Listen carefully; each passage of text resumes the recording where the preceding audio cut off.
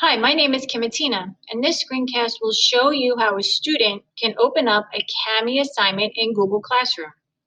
So as you can see here, I am in a student profile, and I have the Kami assignment open and shown here in my workspace.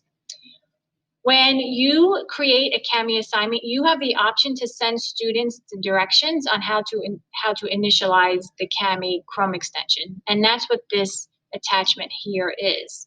It's simply a Google Doc, and it gives students the directions on what to do to open up the PDF file and initialize basically their Kami profile. You can see here on the right side that I do have a PDF file available for me to open. So I'm going to click on that. And you can see here that I'm prompted to open this PDF file with Kami. So I'm going to click on that button. And Kami will open the PDF file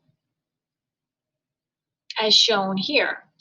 Now, students can comment on a PDF file. So all they have to do is simply click on this icon here to comment. And then they can click anywhere on the file, and a comment dialog box will be shown here in the margin.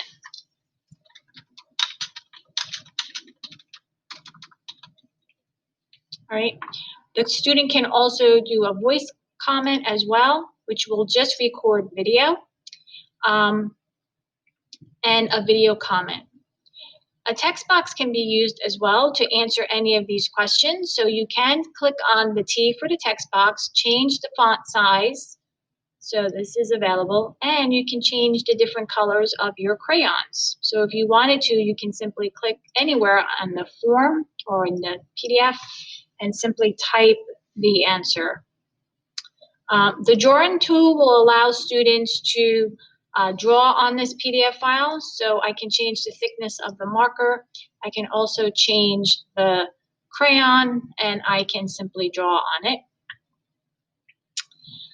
The student also has the ability to insert shapes. So if there's something that the student needs help with, or to highlight, or to emphasize on, they can simply insert shapes with that.